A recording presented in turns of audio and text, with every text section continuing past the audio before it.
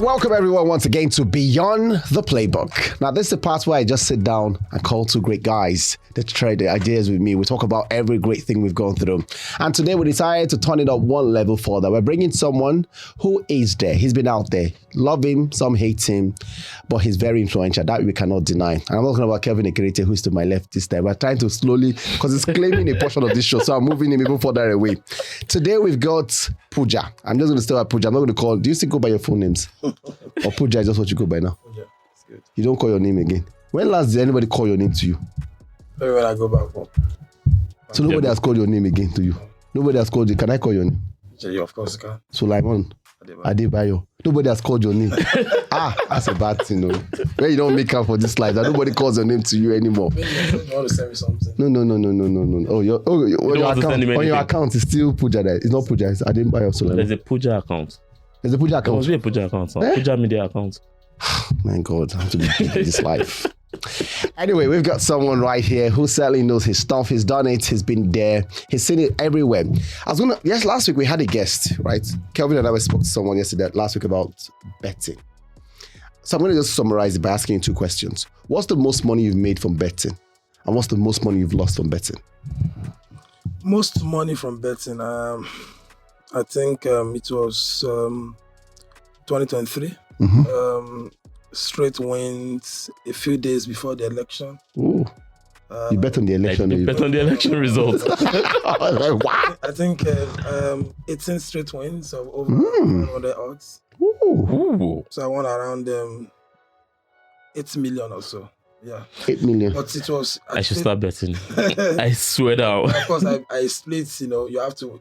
I played the original one and everything went. So from the original to the edits, so everything together amounted to like 8 million. 8 million. So for Pooja, there was a time I wanted to...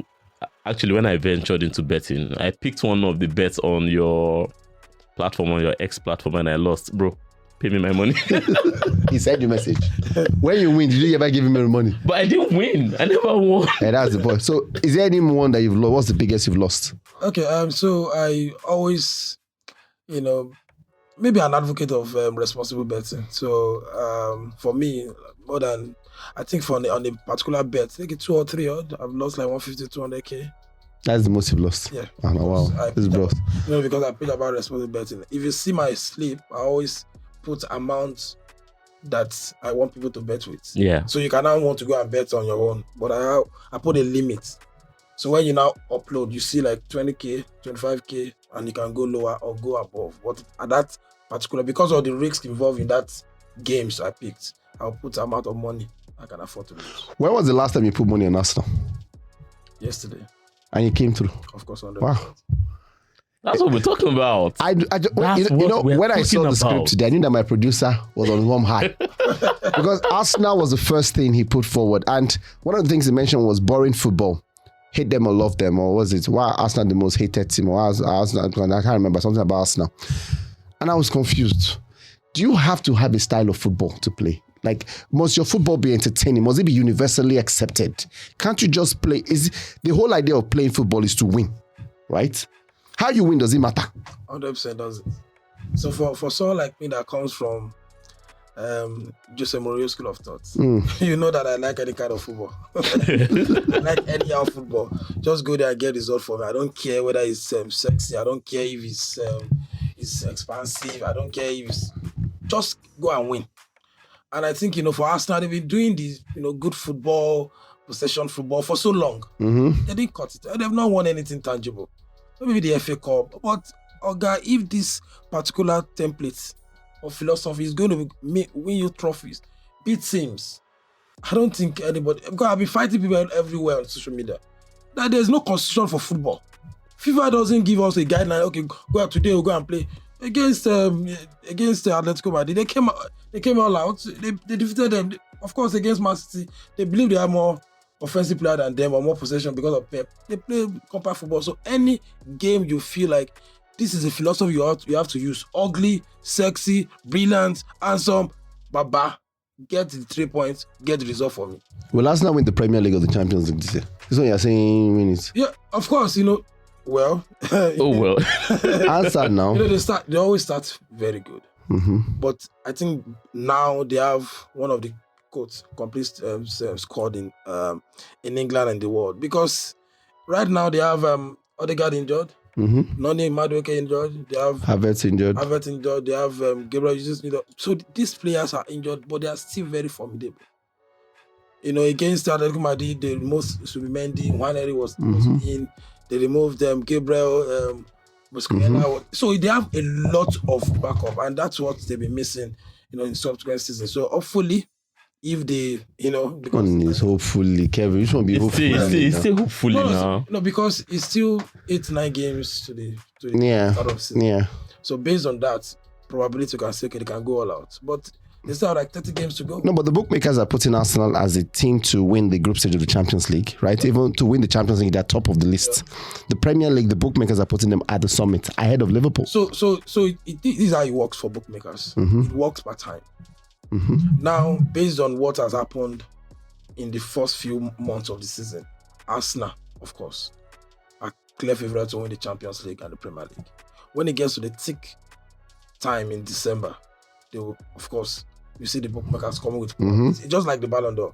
When you score a lot of goals, they say, okay, Mbappe is leading now. Okay, it's Havertz, it's Haaland, or maybe it's Lewandowski, or maybe it's Vinicius or Harry Kane. But when it gets closer, it's now started, changing. But of course, right now, with what I've seen with the squad depth, I think Arsenal can go all the way and win the Champions League and the Premier League. When I saw the victory for Arsenal in the game against Atletico Madrid, there were loads of positives. 4-0, it's a big result, Atletico. But I remember Atletico don't travel well.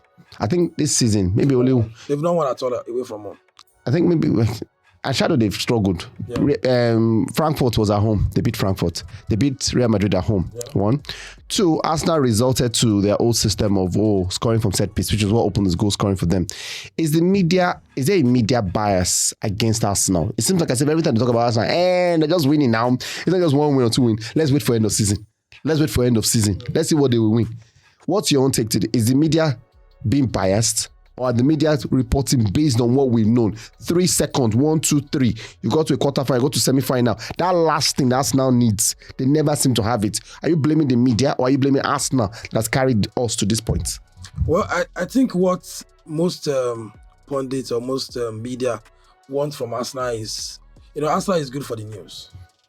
Every time. Even when they're not doing well, they are good for the news. And when they're not doing something that you expect them to do, you feel like, they are not doing well. If you look at Troy Deeney, he come out to say they are babies, they are bullies, you can bully Arsenal. But now that you can't bully them, it doesn't make the news good anymore. You talk about Arsenal, scoring free kicks, scoring, corner kicks.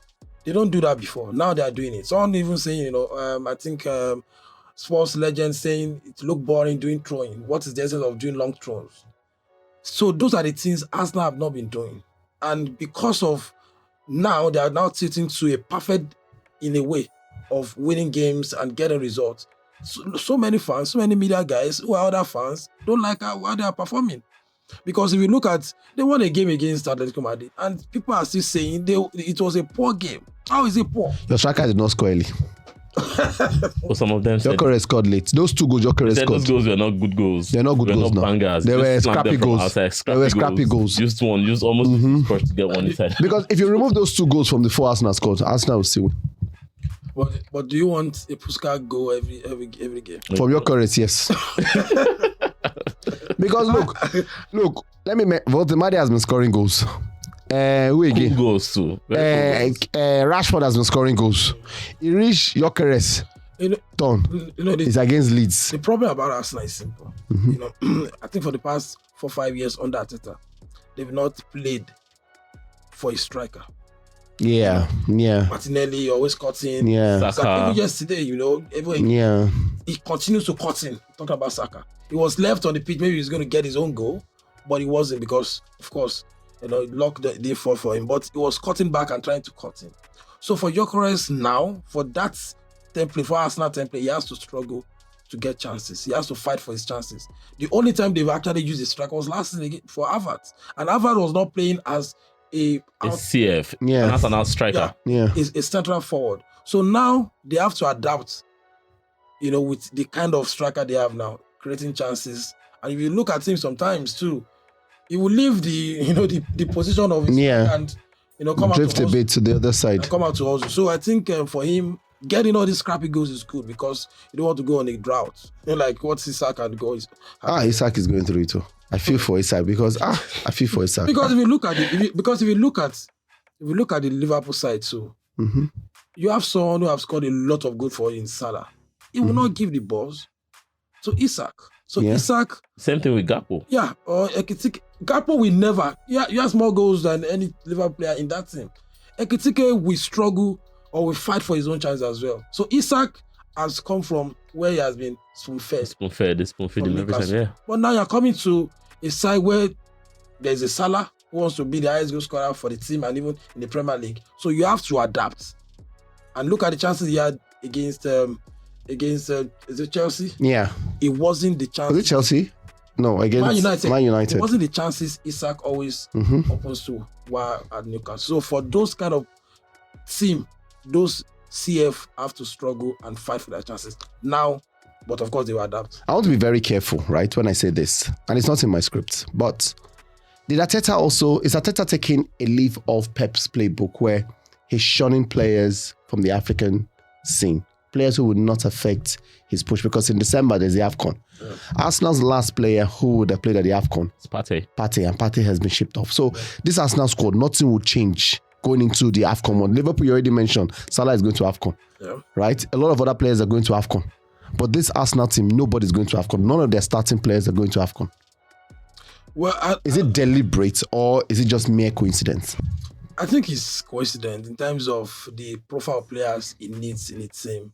Maybe last summer when he wants to, Arsenal want to get players. I don't think you want to set out and say this player is good or because he's going for AFCON, I won't sign him. No, I don't think so. If that is the case, Liverpool will not give Salah, an extension. If you like, well, you don't compete in this team. Yeah, let's go. No, but when their arms forced, because the way the number Salah pulled last season, that was mad. Now I know, but you know that before. We always have the AFCON in January. It's still in January. No, it's December, January this time. You still mentioned January. No, it's December 1st. Because in December you play 24th. Yes. 26th. You play Boxing Day. You play 2nd. Yes. So that is key 3 matches. Before you not miss all those winter games. Yeah.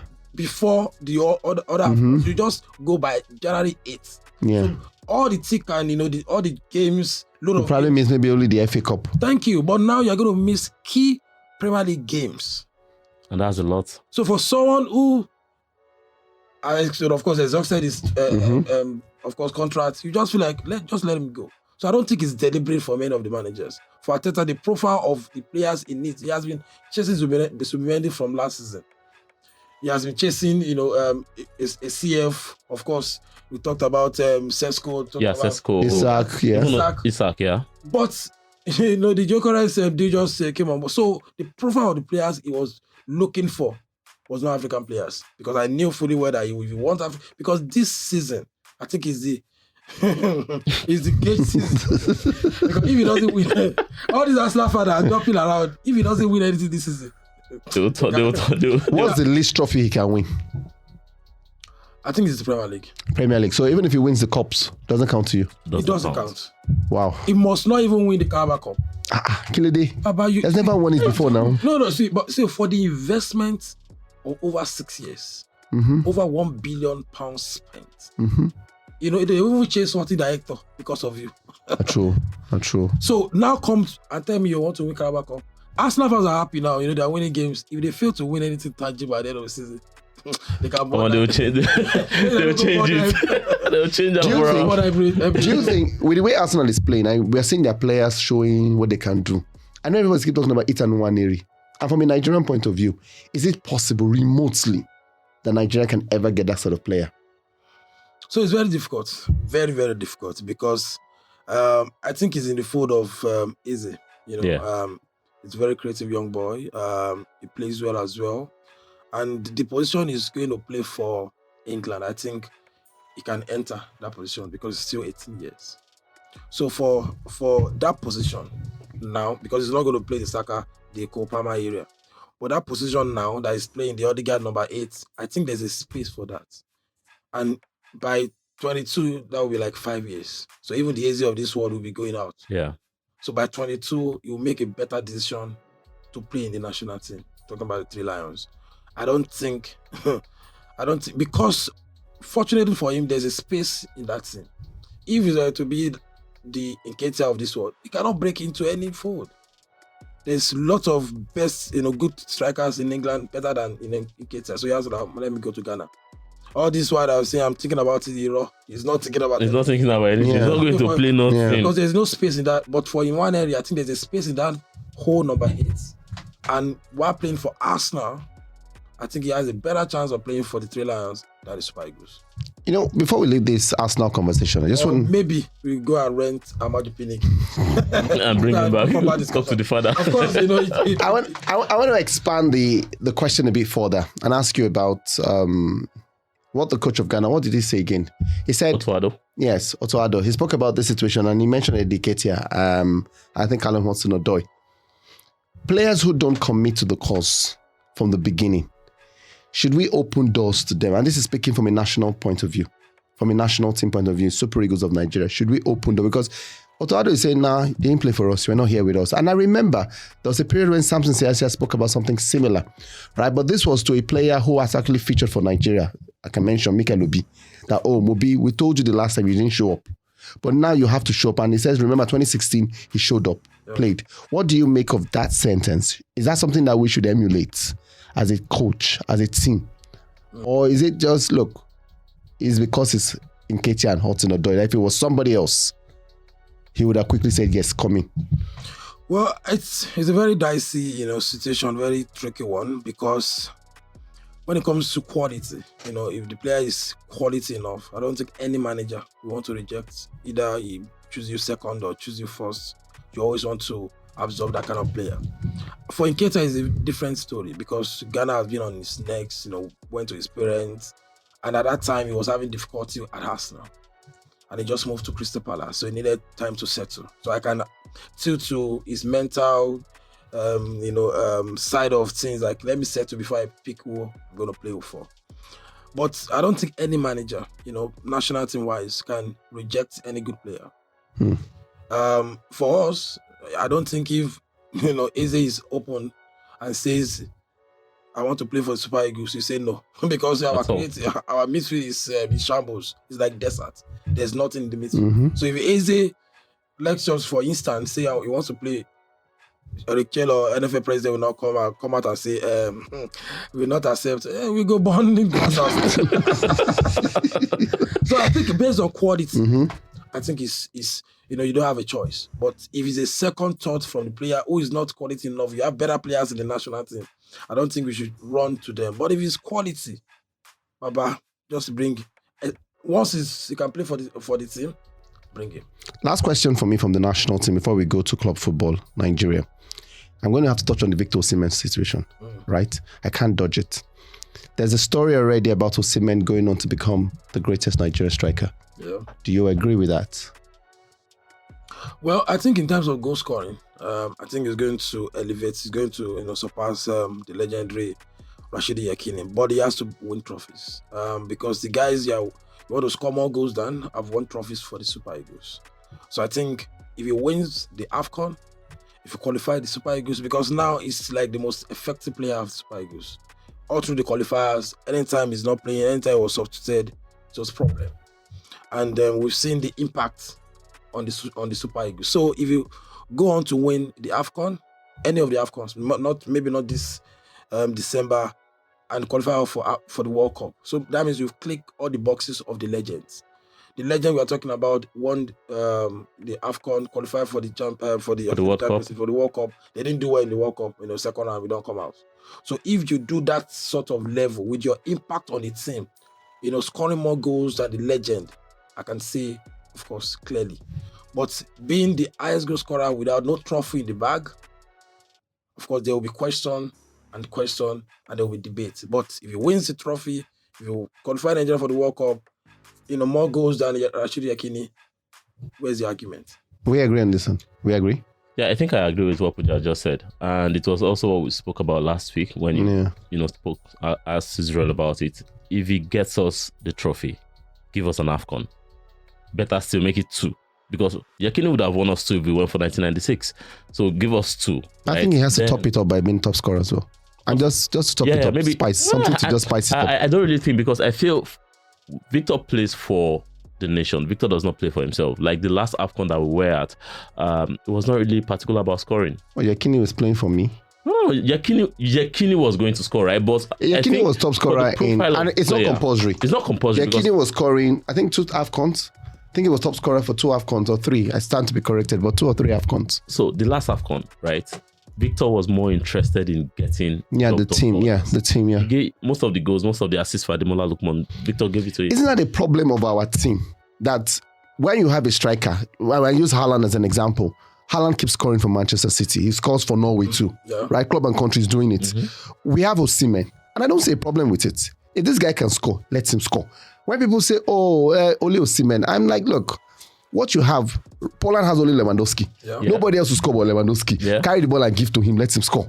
So why are we complaining about who we've got? Or people are saying, if not, Osimhen is not there, we won't play. Hey, that's fine. Till we get to that problem. It's not the problem. He's there. Let him go and score. Give him the ball. So why am I playing for Pooja and Kelvin? When Pooja and Kelvin are supposed to play for me?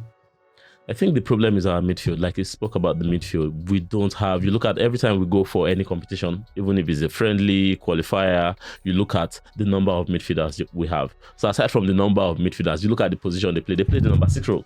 You can name them from Frank Onyeka, Rafael Onyedika, Wilfred Ndidi, Halassan Yusuf, even Joe Aribo. There is no natural midfielder there. They are all defensive midfielders. So we don't have a player that can feed Osimhen properly. Even Alex will be struggles in that position. If we had a player that was better, maybe a player in the what sort of player?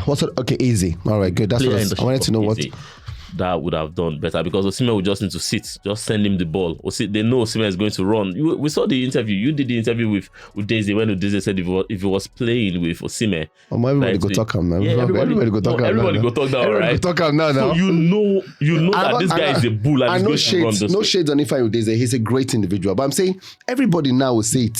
Yeah, because do you know what will happen if Emmanuel Amunike played with this Osimhen? He will just keep whipping in those crosses. Yeah, and I think against Benin Republic there was a clear instruction to the wingers, even to Chukwueze, just load the ball to Osimhen, and we saw what happened. Before, I've not in recent time I've not seen Chukwueze play that level of football in terms of creating chances. Yeah.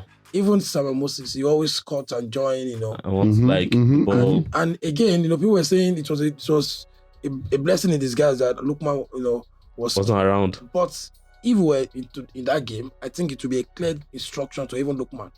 All those penetrative cross ball, load the ball, and those guys loaded the ball, got theirs. Even for now, they're happy. 2 assists is not a bad thing, because before then. So I must have played almost 3 years. Assists for the Super Eagles. 3 years, 3 assists. Wow. Before that game, now in just 1 game, 2 assists. Wow, so that's amazing. Just load us. Going forward, just load the ball. I don't know why they're not loading. Load the ball. AFCON will tell you. But do you think we can win the World Cup qualifiers? The one in November. Yeah, I think so. Which is harder, that one or the next one? No, this one is harder. Why do you say that? Because it's African football. And it's like it's going to be like a tug of war. If we get to the final, maybe we play against a Cameroon. That's a big rivalry in football, in African football. But what I've said before the Benin Republic game, I wasn't even expecting us to even qualify for the playoff. I was just like, okay, fine. They've written these guys out, off. You people are not going to blah blah blah. But if you show the intent, show the mentality, Nigerians will feel like they show that mentality, and that was what we saw against the Republic. If you go with that mindset that we needed to win, and we needed to win well against any team in Africa, going to that playoff, we are going to crash. And why we go over there, Honduras, Bolivia, they're not playing in Brazil, they're not playing at time, they're playing on open ground. Yeah, and in Mexico. And if that mentality is there, I don't think nobody can. If you look, the new FIFA ranking, we are the most ranked team. That's good news. Things going to that. And with that, we are not going to go to the last one with 2 games. We are going to go straight to the final. Play the final after all. It's just like the whole Club World Cup. Yeah. So if you win in Africa, just 1 game, you're going to be in USA. Let's talk about club football, Pooja. That's something you covered very well. That's something he does. Yes. He's an administrator. Only you. Are you planning to write a book sometime in your life? Yeah, of course I would. You write the true story. No sugarcoat it. True story now. Just give it to us like that, because some things that you will not even say in this podcast, you put inside that book. Of course it will. Because the thing that your eyes have seen, I'm sure even your mouth cannot tell you everything. Well, I know you were in Abeokuta at the weekend. Yeah. We saw Remo Stars. Me, I went to watch as an observer. And I not be, you people went to cover it. And me, I went to watch as an observer. To get content. And what I saw, the result was embarrassing, but it was expected, right? I cannot expect my child who did not go to Harvard to best a Harvard child. One, because, let me use a good example. I went to University of Lagos, right, for my undergraduate. And this was after I'd gone to LASU. And I'm not comparing both schools, but the difference was very clear. I went into LASU and I realized that the difference between Unilag is miles apart. So I just dropped out of one school. I went to the other one immediately. So it's the same thing. Remo Stars and Mamelodi Sundowns are not mates. Yeah. Not mates in anything, right? Anything, including the fact that one went to the Club World Cup recently and got $10 million. So it was inevitable, but we did not expect that margin. What's your take? What would you explain as the reason why Remo chopped the number of goals they chop at home? So that game, I actually, I had a game in Lagos. Yeah. That's all right. I saw the tweet. So I told my chairman, I said, I want to see, I don't want ESA. I want to go and see the level of this team. Give me the permission to go and see so that I'll have first-hand, analysis on it. And from the little details, from the bus that took the guys to the stadium, I knew that we're not ready. Because, I've worked with so many doctors, football doctors. And what they always say is the little details matters in football. Before that game, they came with a luxurious bus. Mm-hmm. They have a relaxed leg. Yeah. Well stretched. Yeah. Remo Stars came with a coaster board. Because they bend. Yeah. So if it's 2 minutes, you don't know what 2 minutes can do in football. We have seen a team that scored 2 goals in 2 minutes. And again, people always say, because they are Remo Stars know the weather, blah, blah, blah. No. When there was the water break, what did they do? There were towels. There was towels and they put on their neck. Cold towel put on their neck. And against the Remo Stars, they just on their head. But if you have a dread, it cannot penetrate. So after the water break, that 1 minute, 2 minutes of cooling, who's going to be better? Obviously, Mamelodi Sundowns. And again, the level of competition against Remo Stars in the league. Look at the team. But last year, if I remember clearly, your club was also aspiring to qualify for the continent. So if they had qualified for the continent, what would they have done? Number one is to chop the money first. Qualification is $50,000, Baba, for a small, modest, competitive club. We don't chop it food now. But everything I go chop on too. Just go now. Go play your game. So I don't think right now we can match up with those players.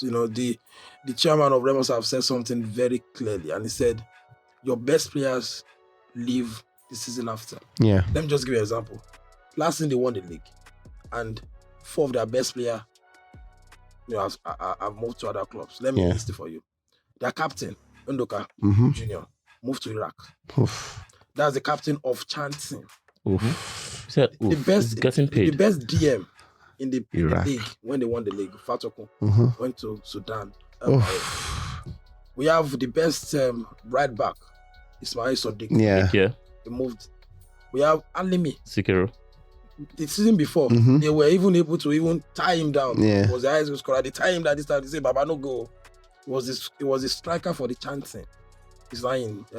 Forgot the goalkeeper. Yeah, Algeria. Their best goalkeeper. Yeah. Now in South Africa, TS Galaxy. So the chunk of the team that won the league have moved. That's the best at the core. So the best in Nigeria in the league league champion, lost 5 key players. And you want to compete with a team with national team players. The team that buys players from other countries outside of Africa. Portugal, from Mexico. For you to buy North African players to your team, they have like 5 or 6 to your team. That means you are not paying less than $30,000 a month. Calculate that with the whole team. The highest paid in Remo cannot be more than 800K. And the only let's say scavenging we can do is to go for the West African teams. Obasa from Benin Republic. Yeah. It's not even the first choice goal. Yeah, he's not. The second choice or the third choice. Imagine if he was one that kept against Osimhen. He would have been in trouble. Loading. He would have been in trouble. It may even be, Maybe 6 or 8 years. So the best players. So if that can happen to the best team in the league, what will happen to? And again, let me say this again. The level of competition in the league cannot make you match up with the level of competition in other teams.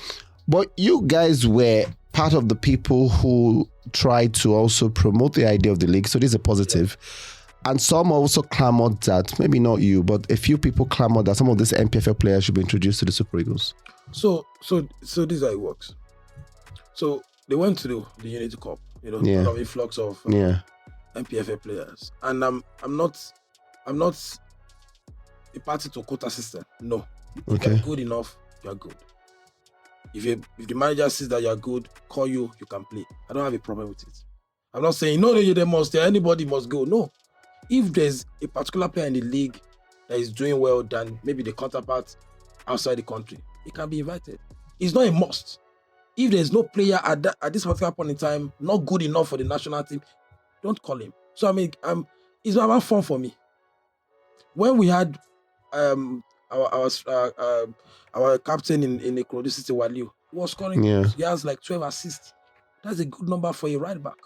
So if he goes to the national team and he plays well. When Sadiq was playing under Fedele George, the season before then, he had over 15 assists. So ordinarily, you can sit down and argue that fact. But it's not that just call anybody. Because right now, I don't think nobody in the team, in the whole MPFL is worth it, because they went to Chan and they were disgraced. So I don't think right now we have anybody, because the best players now have left the MPFL. As well as just zero in finally from the national team, because of time, we're pressed for Super Eagles player. I remember I mentioned it to Kelvin the last time we were here. When Gareth Southgate took over the Three Lions, that's the England national team, there was a disconnect between the fans and the players. And that he came in and said, that's the first thing he wants to bridge. He wants to look for a way to create an avenue to be able to, the players and the fans can meet somewhere in the middle, right? And then communicate. For Nigeria, it seems as if the gap continues to grow wider every day. Yeah. The players are going further away. I'm not going to take time to call anybody out, because we know when we watch the Super League, with the exception of Trustekong, who goes for press conferences, who's organizing charity matches, who's going for interviews here, there, and everywhere. You don't find any other Super Eagles player doing any of this thing. How do we solve this problem? Beyond social media, where somebody puts out a post or put out a content, how do I know the state of mind of a footballer? Because they are human beings as well. They're like you and I. They go through the same emotions, go through the same rage, go through everything. But how do we understand them to be better appreciate them? That's the word, is appreciate them. Well, I think, number one, there should be, the NFL have to help, journalists and industry.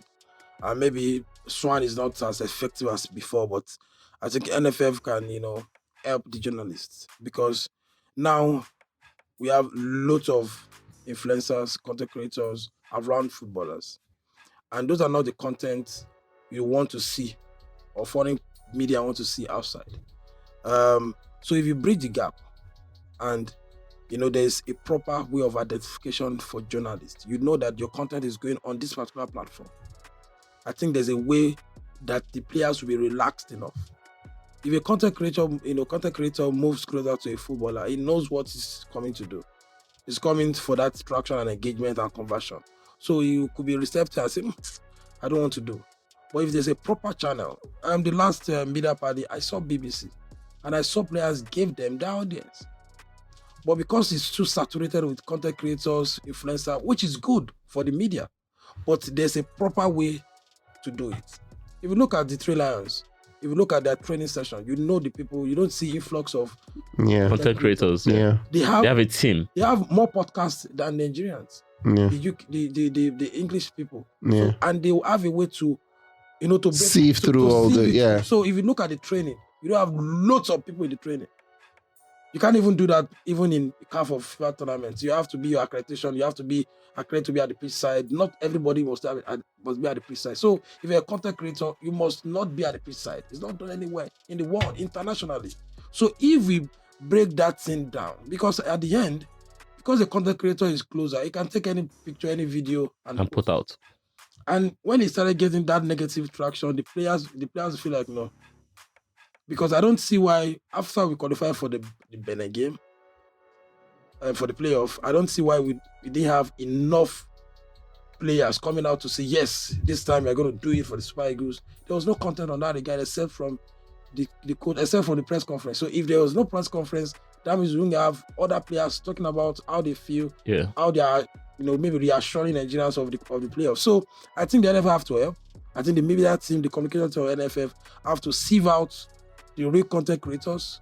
They have to be somewhere. Let me give you an example. So if you go to a CAF of Fair tournament, as a photojournalist, I don't have access to the press conference. Because they tell me that if guys on the media tribune don't have access to the pitch side. They won't give you mix on. If they give you mix on, it will be irregular. They will mix it up for you. So if you're a content creator, you don't have, because even that content creating that you believe you are doing is even licensed in international games. So you can't put up even your phone at the pitch side. They will send you out, they collect your accreditation. So if they have a proper way in Nigeria, and if you do it, people feel like, it's Pooja that is saying it. No, that's how it's done internationally. And we want to, work with the global practices. So if the NFF and the media team of the NFF, please strive for us. There's a way that the players will get closer to us and will get content that's even good for the team and the image of the national team. All right, before we go, I'm going to ask you a personal question, Pooja. This is not about anything that has to do with your family. It's something that has to do with football. What's the craziest game you've covered? And it could be crazy for whatever reason. Crazy because rain was too much. Crazy because the fans were screaming at you. But what was the craziest game? Local or international mention? We're good. I think I'll do local. And the local is because, it's fans violent and it can take my life.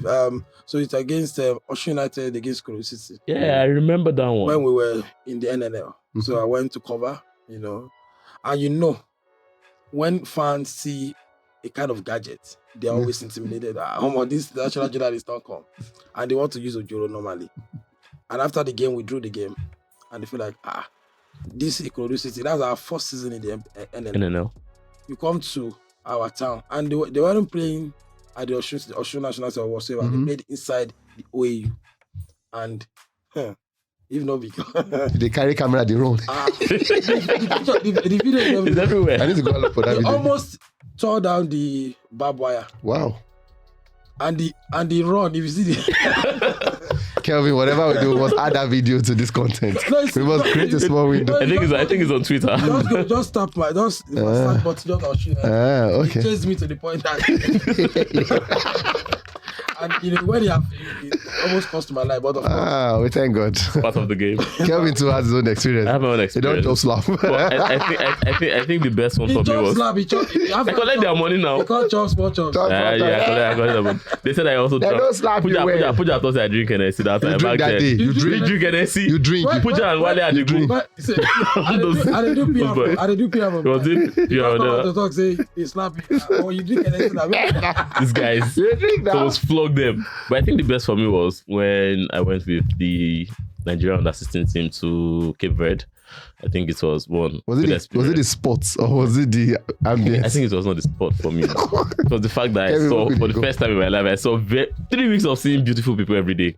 Kevin, where could they go? Where you go? Nice. Go cap wrong. Where could they go? Must say big thanks to Pooja for coming through today. Thanks for having me. It's not every day you see a masquerade outside. So today we brought one out.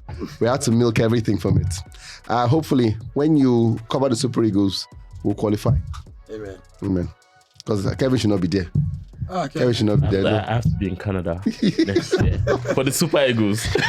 All right, so big thanks to you as well for joining us. Big thanks to Pooja and Kelvin and Femi. We'll catch you next time for another Beyond the Playbook.